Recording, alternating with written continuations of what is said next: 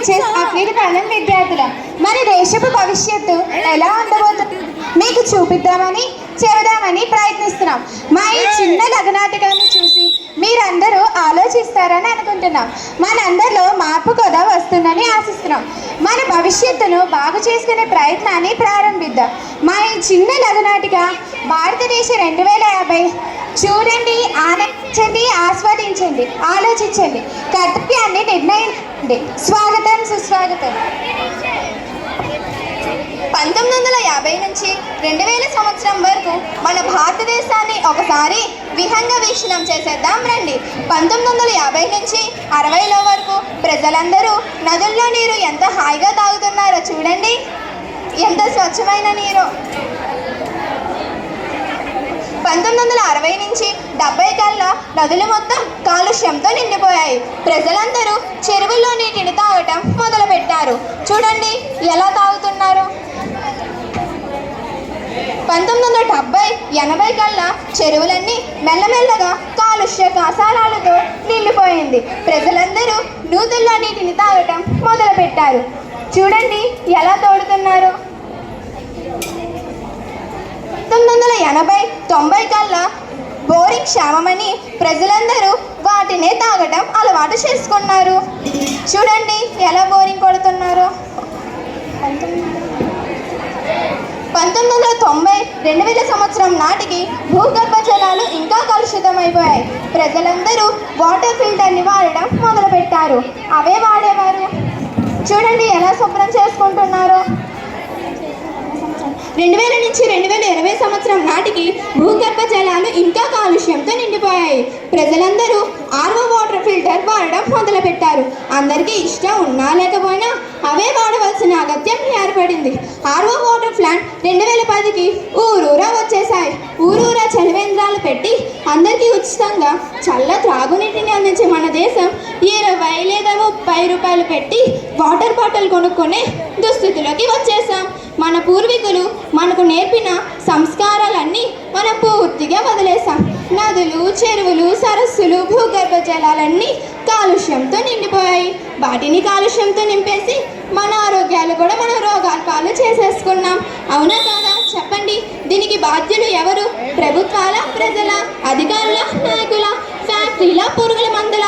కళాభావం తిలాపిడిగలు అన్నట్లుగా అందరూ కలిసి బాధ్యతారాహిత్యంతో ఇంకా దీనిని విడిచిపెట్టకపోతే 2050 నాటికి మన దేశం దుస్థితి పరిస్థితి ఎలా ఉండబోతుందో చూద్దామా రండి. మరి టౌన్ వచ్చింది, దిగండి దిగండి. టౌన్ వచ్చింది, దిగండి దిగండి.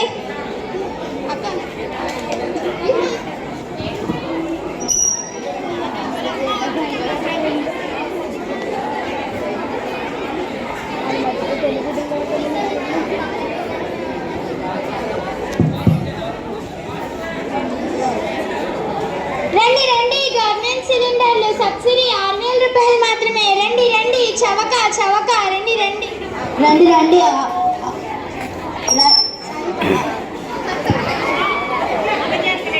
రండి రండి. అమెజాన్ సిలిండర్ 10,000 మాత్రం. ప్యూర్ అమెజాన్ సిలిండర్లు. రానానమ్మ ఇంటికి పోదాం. అదేంట్రా వీపు మీద సిలిండర్స్ ఏంటి, మొక్కుకి మాస్కులు గొట్టాలు ఏంటి, ఇలా ఎందుకు తిరుగుతున్నారు వీళ్ళు? పొల్యూషన్, ఎయిర్ పొల్యూషన్ నానమ్మ. నువ్వెక్కడో ఏజెన్సీ ప్రాంతంలో కొండా కోణంలో స్వచ్ఛమైన గాలి పీలుస్తూ హాయిగా బతికేస్తున్నావు. ఇది నగరం, మహానగరం, పొల్యూషన్ మయం. 90% మంది ప్రజలు లంగ్ డిసీజెస్తో బాధపడుతున్నారు. వాళ్ళు బతకాలంటే ఆక్సిజన్ సిలిండర్స్ తప్పనిసరిగా ఉండాలి. మరి అదేంటి ఆక్సిజన్ కొనుక్కోవడం ఏంటి, గాలి అమ్మడం ఏంటి? కలికాలం వింతలు. ఇంత దారుణంగా తయారయ్యాయా మన నగరాలు, పట్టణాలు? అయ్యో రామా, ఏం చేస్తాం నానమ్మ. చెట్లన్నీ కొట్టేస్తున్నాం, నగరాలన్నీ పెంచుకుపోతున్నాం. చెరువులు, గడ్డలు, నదులు, సరస్సులు అన్నీ పూర్తి చేస్తున్నాం. అడవులన్నీ కొట్టేస్తున్నాం. మరి ఆక్సిజన్ ఎలా లభిస్తుంది? కొనుక్కోక తప్పదు. మరి ఎవరు చేసిన కర్మ వారే అనుభవించక తప్పదు కదా. అందరం కలిసే కాలుష్యం పెంచాం. అందరం కలిసి దుష్పరిణామాలు అనుభవిస్తున్నాం. అలా అంటావేంట్రా? మన రాజకీయ నాయకులు ఏం చేస్తున్నారు? ప్రధానమంత్రులు, ముఖ్యమంత్రులు, అధికారులు ఏం చేస్తున్నారు? ఈ దుస్థితిని బాగు చేసే ప్రయత్నం ఎవ్వరూ ఎందుకు చేయడం లేదు? ఎవ్వరూ వినరు నానమ్మ. ఎందుకు?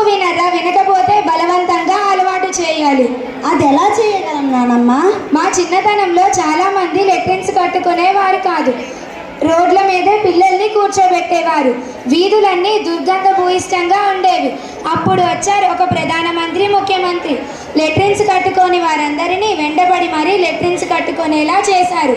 వాటిని అందరూ ఉపయోగించేలా ప్రజల్ని చైతన్యపరిచారు. అప్పటి నుండి వీధులన్నీ శుభ్రంగా ఉన్నాయి. అంతేకాదు పిల్లల్ని బడికి పంపకుండా కూలి పనులకు పంపేవారు. అప్పుడు ఆ నాయకులు ఇద్దరు ఒక రూల్ పాస్ చేశారు. పిల్లల్ని బడికి పంపకుండా పనులకు పంపే తల్లిదండ్రులపై, పనిలో పెట్టుకున్న వారిపై, ఇద్దరిపై కూడా కేసులు వేశారు, ఫైన్లు వేశారు, జైల్లో కూడా పెట్టేశారు. అలా చేయడం వలన చైల్డ్ లేబర్ మెల్లమెల్లగా తగ్గింది. అప్పుడు ప్రజలు అందరూ మంచివారు కాబట్టి విన్నారు. ఇప్పుడు అందరూ మొండివారు నానమ్మ, ఎవ్వరు వినరు నానమ్మ. ఎందుకు వినరు? ప్రతి ఇంట్లో చెట్లు మొక్కలు పెంచాలి. ఏ ఇంట్లో అయితే చెట్లు మొక్కలు పెంచారో ఆ ఇంటికి పవర్ కట్ చేసేయాలి. అపార్ట్మెంట్స్లో చిన్న ఇళ్ళల్లో ఉండేవాళ్ళు మొక్కలు ఎలా పెంచగలరు నానమ్మ? కుండీలు గోళీలు తెచ్చుకొని మరీ పెంచాలి. ఎలాగైనా సరే చెట్లు మొక్కలు పెంచడం కంపల్సరీ చేయాలి. అలాగైనా కాలుష్యం కొంతవరకు తగ్గుతుంది. చెట్లు మొక్కలు పెంచితే ఆరోగ్యం, ఆనందం కూడా. ఈ ఐడియా ఏదో బాగుంది నానమ్మ. ఉండు, మన ప్రధానమంత్రి గారికి మెయిల్ పెడతాను. అందరం కలిసి మెల్లమెల్లగా ఈ భూమిని ఎయిర్ పొల్యూషన్ నుండి కాపాడుకుందాం.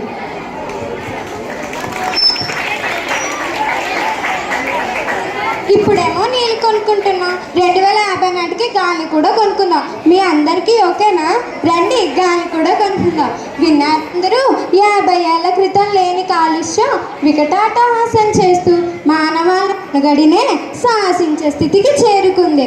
దీనిని ఆపడం మన కర్తవ్యం కాదా? ప్రతి ఒక్కరూ తమ సామాజిక బాధ్యతగా దీన్ని స్వీకరించాలి.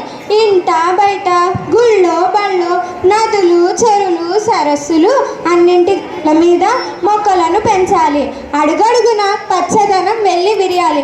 లేని పక్షంలో ఈ ఆక్సిజన్ సిలిండర్లతో బ్రతికే అగత్యం మనకు పట్టబోతుంది. అందరూ ముందుకి రండి, చేతులు కలపండి, మొక్కలను నాటండి. పచ్చదనమే ఆక్సిజన్కు ఆధారం. మొక్కలు పెంచండి, పర్యావరణాన్ని కాపాడండి. వృక్షో రక్షిత రక్షిత. వృక్షాలే ముద్దు, ఆక్సిజన్ సిలిండర్స్ వద్దు. ఇంటింటా పచ్చదనం, అరికట్టును కాలుష్యం.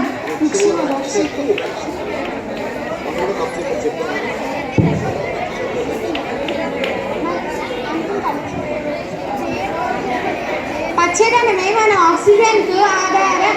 మొక్కలు పెంచండి, పర్యావరణాన్ని కాపాడండి. వృక్షో రక్షిత రక్షిత. వృక్షాలే ముద్దు, ఆక్సిజన్ సిలిండర్స్ వద్దు. ఇంటింటా పచ్చదనం, అరికట్టున కాలుష్యం.